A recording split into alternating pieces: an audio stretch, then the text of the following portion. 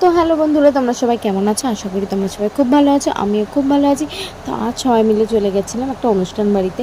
অনুষ্ঠানটা হচ্ছে আমার পিসি শাশুড়ি মেয়ের বড় মেয়ের বাড়িতে রাধা অষ্টমী উপলক্ষে। আমি আমার ননদ বর মিলে সবাই চলে যাচ্ছিলাম।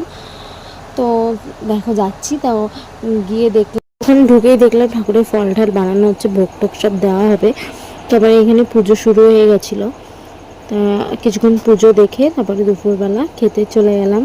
তো ফার্স্টে দিয়ে দিয়েছে পাতা গ্লাস, তারপরে দিয়ে দিয়েছে ভাত শাক, তারপরে দিয়েছে ডালটা নিয়ে নিই। তো সয়াবিন আলু তরকারি করেছিল, নিরামিষ, ভালো হয়েছিল, টেস্টি হয়েছিল। রাতের বেলা একটা অনুষ্ঠান হয়েছিল রাসের, তো সবাই খুব সুন্দর করে সেরেছিল, নাচ গান হয়েছিল।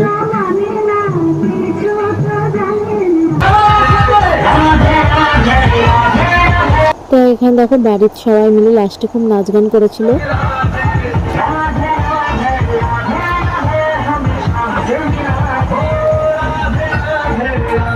বেলা প্রসাদ খেতে দিয়েছিল খিচুড়ি আর রাবড়া, খুব টেস্টি হয়েছিল। তো এটা খেয়ে বাড়ি চলে এসেছিলাম। তো ভালোই হয়েছে।